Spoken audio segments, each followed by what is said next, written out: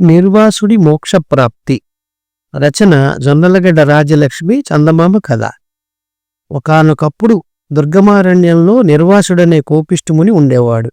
ఎవరి వల్లనైనా చిన్న తప్పు జరిగితే చాలు వెనక ముందు చూడకుండా పెద్ద శాపమివ్వడం ఆయన అలవాటు. ఆ విధంగా ఒకసారి సుదీపుడనే రాజుపై ఆగ్రహించి రాక్షసుడి కమ్మని శపించాడు నిర్వాసుడు. సుదీపుడు రాక్షసుడై ప్రజలను బాధించసాగాడు. సుదీపుడి మంత్రి సుకాముడు. ఆయనకు జరిగిన విషయం తెలిసింది. వెంటనే ఆయన దుర్గమారణ్యానికి వెళ్లి నిర్వాసుని కలుసుకొని, మునివర్యా, సుదీపుడు మంచి రాజు.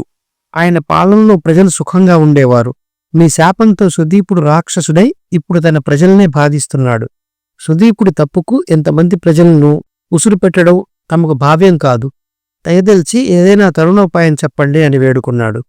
నిర్వాసుడు మంత్రి వంక జాలిగా చూసి, ఒకానొకప్పుడు బ్రహ్మదేవుడిచ్చిన వరాల వల్ల ఎందరో రాక్షసులు అమిత బలవంతులై ప్రపంచాన్ని బాధించారు. అంటే దేవుడి వల్ల తప్పు జరిగిందనా? ప్రజలు తమ కర్మఫలం అనుభవించవలసి వచ్చినప్పుడు దేవుడు రాక్షసులకు వరాలిస్తాడు, మునులు మనుషులకు శాపాలిస్తారు. ఇందులో నేను నిమిత్త మాత్రుండి. నన్ను నిన్ను అందర్నీ నడిపించేవాడు ఆ పైనే ఉన్నాడు అని చెప్పాడు. మునివర్యా, మీరు చెప్పింది అక్షరాలా నిజం. నా దేశ ప్రజల కర్మఫలం తీరిపోయే సమయం వచ్చిందేమో. అందుకే నేను మీ దగ్గరికి వచ్చాను. సర్వశక్తివంతులైనటువంటి తమరు నాకేదైనా నివారణోపాయం సెలవిచ్చి పంపండి అని సుకాముడు నిర్వాసుడిని మరీ మరీ వేడుకున్నాడు.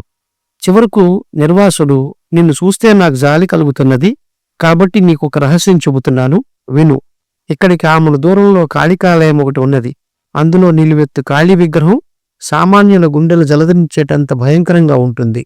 నీవు ఆ విగ్రహం ముందు నిలబడి నీ శరీరంలో నీకెక్కువగా ఇష్టమైన భాగాన్ని అర్పిస్తే మనసులోని కోరిక తీరుతుంది, వెళ్ళు అని చెప్పాడు. సుకాముడు ఆమెను దూరం ప్రయాణం చేసి కాళికాలయం చేరుకున్నాడు. అక్కడ కాళికా విగ్రహం భయంకరంగా ఉన్నప్పటికీ చెల్లించక, మాతా, నా దేశ ప్రభువు సుదీపుణ్ణి తిరిగి మనిషిని చెయ్యి, అందుకుగాను నా శరీరంలో నాకెంతో ఇష్టమైన శిరస్సును నీకు సమర్పించుకుంటున్నాను అంటూ వరలోంచి కత్తి తీసి తలను నరుక్కోబోయాడు. అప్పుడక్కడ కన్ను మిరుమిట్లు గొలిపే వెలుగు వచ్చింది. సుకాముడు చూడలేక కళ్ళు మూసుకున్నాడు. ఆ మరుక్షణం, మానవా, నీ దేశభక్తికి సాహసానికి మెచ్చాను. నువ్వు వెంటనే రాజధానికి తిరిగి వెళ్ళి అందరికీ అర్థమయ్యే విధంగా 1000 పుటల కథను వ్రాయి. ఆ కథను చదవడం మొదలు పెడితే మధ్యలో మానాలను పెంచకూడదు. అప్పుడు ఆ కథను రాజు సుదీపుడికి వినిపించు. అతడు తిరిగి మామూలు మనిషి కాగలడు అన్న మాటలు సుకాముడి చెవిలో వినిపించాయి. సుకాముడు కంగారుగా, మాతా, నేను రాజనీతికి సంబంధించిన ఎన్నో ఉద్గ్రంథాలు చదివాను, ప్రయోజోపయోగకరమైనటువంటి విజ్ఞానం ప్రసాదించే శాస్త్రాలు అభ్యసించాను, అత్యవసర సమయంలో ఉపయోగపడుతుందని అంతో ఇంతో వైద్యం కూడా నేర్చుకున్నాను. కానీ నాకు సాహిత్యం పట్ల అభిరుచి లేదు. ఒకగానొక మహాకావ్యం కూడా చదవలేదు. ఎవరన్నా చదువుతున్నా అది నాకు వినాలనిపించేది కాదు.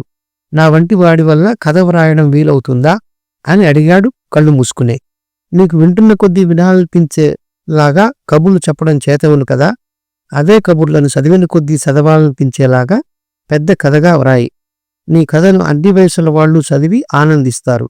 ఆ కథ వల్లనే నీ రాజుకు శాప విమోచనం కలుగుతుంది. అది నేనిచ్చే వరంగా భావించి నేను చెప్పినట్లు చెయ్యి అన్న మాటలు సుకాముడి చెవిలో వినిపించాయి. సుకాముడు రాజధానికి తిరిగి వెళ్లి రాత్రింబవళ్ళు కష్టించి 1 మాసం రోజుల్లో 1000 పుటల కథను రాశాడు. తర్వాత ఆ గ్రంథాన్ని తీసుకుని రాజు సుదీపుణ్ణి వెతుక్కుంటూ వెళ్ళాడు. రాక్షస రూపంలో ఉన్న సుదీపుడు పెద్దగా అరుస్తూ సుకాముడి మీదికి వచ్చాడు. సుకాముడు చెలించకుండా తన గ్రంథాన్ని తెరిచి చదవడం ప్రారంభించాడు.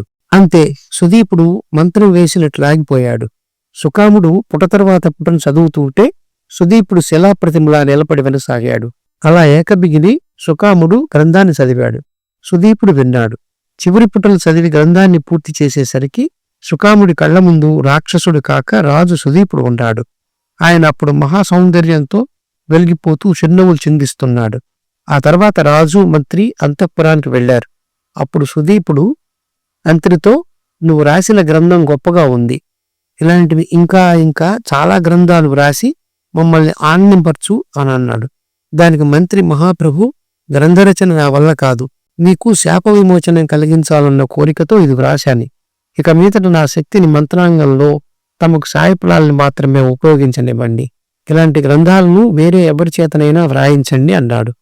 పరిపాలనలో తనకు మంత్రి అవసరం ఉన్నదని గ్రహించి సుదీపుడు తన ఆస్థానంలోని కవి పండితులను రప్పించి సుకాముడి గ్రంథం లాంటి గ్రంథాలు వ్రాయమని కోరాడు.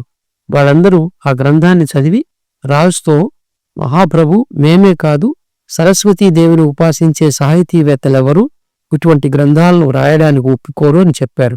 ఇది విని సుదీపుడికి కోపం వచ్చింది.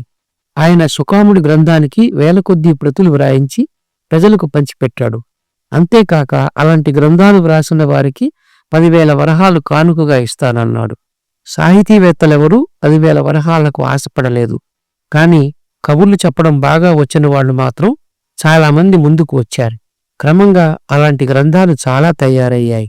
ప్రజలకు ఆ గ్రంథాలు చాలా వచ్చాయి. వ్రాసేవాళ్ళకవి డబ్బులు తెచ్చిపెట్టాయి. చదివేవాళ్ళకవి వినోదాన్నిస్తున్నాయి. ఇలా కొంతకాలం జరిగేసరికి ఆ దేశంలో కవి పండితులకు, సాహితీవేత్తలకు ఆదరణ లేకుండా పోయింది.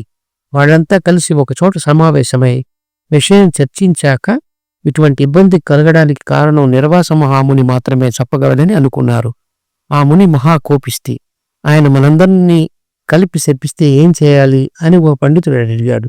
అందుకు మిగతా పండితులు ఏకకంఠంగా, ఈ దేశంలో ఉండి పనికిరాని గ్రంథాలు చదవడం కంటే నిర్వాస మహాముని శాపానికి గురి కావడమే మేలు అన్నారు. వాళ్ళు సుకాముడి గ్రంథాన్ని తీసుకొని నిర్వాస మహాముని ఆశ్రమానికి వెళ్లారు. వాళ్ళు వెళ్లేసరికి తదేక ధ్యానంతో తపస్సు చేసుకుంటున్న నిర్వాస మహామునికి వాళ్ళ కోలాహలానికి తపోభంగమైంది. ఆయన కళ్ళు తెరిచి ప్రసన్న వదనంతో వాళ్ళ వంక చూసి వచ్చిన కారణం అడిగి తెలుసుకుని సుకాముడి గ్రంథాన్ని తీసుకుని దివ్యశక్తితో అందులోని విశేషాన్ని క్షణాల మీద గ్రహించి, సాహితీవేత్తలారా, మీ కారణంగా కొంతకాలం నుంచి నన్ను బాధిస్తున్న సందేహం తొలగిపోయింది. నేను మోక్షం కోసం ఎన్నో సంవత్సరాలుగా తపస్సు చేస్తున్నాను. కానీ కోపాన్ని విడిచిపెట్టలేకపోవడం వల్ల నాకు మోక్షం సిద్ధించడం లేదు. నా కోపంతో నేను కొందరి చేత వాళ్ల కర్మఫలం అనుభవించే విధంగా శాపాలిస్తున్నాను. కానీ కొంతకాలం నుంచి నాలో కోపం పూర్తిగా నశించిపోయింది. అందుకు కారణం ఈ గ్రంథమేనని ఇప్పుడు అర్థమవుతున్నది అన్నాడు. మహాముని అదెలాగో కొంచెం వివరించండి అని కోరాడు ఒక పండితుడు. పండితులైన మీకు అంత వివరణ అవసరం కాదనుకుంటాను. సరే, సుకాముడు వ్రాసిన ఈ గ్రంథాన్ని చదవడం రాక్షస జన్మ కంటే ఘోరమైనది. అందువల్లనే ఏ ప్రయోజనము లేని ఈ గ్రంథంలోని చక్కటి మాటలు విన్న సుదీప మహారాజు రాక్షస రూపం నుంచి విముక్తుడయ్యాడు. మీ దేశ ప్రజలు తమ తమ కర్మఫలాన్ని అనుభవించడానికి ఇక ముందు నా శాపాలతో అవసరం లేదు. ఇలాంటి గ్రంథాలు చదివితే చాలు. ఇక నుంచి ప్రపంచంలో మునులు వాళ్ల శాపాలు ఉండవు. వాటి బదులు ఇలాంటి గ్రంథాలే ఉంటాయి అన్నాడు నిర్వాస మహాముని చిరునవ్వు నవ్వుతూ. ఆ క్షణంలోనే కవి పండిత సాహితీవేత్తలందరూ చూస్తుండగా ఆకాశం నుంచి విమానం ఒకటి అక్కడ దిగింది. అందులో ఉన్న దేవదూతలు నిర్వాస మహామునిని ఆహ్వానించారు. ముని అక్కడ ఉన్నవారితో, ఈ గ్రంథం ధర్మము అని నా కర్మఫలం పూర్తయి మోక్షం పొందుతున్నాను, సెలవు అంటూ విమానం ఎక్కాడు. ఈ కథ నచ్చినట్లయితే షేర్, లైక్, సబ్స్క్రైబ్ చేసి పక్కనున్న గంట ఐకాన్ని కొట్టండి.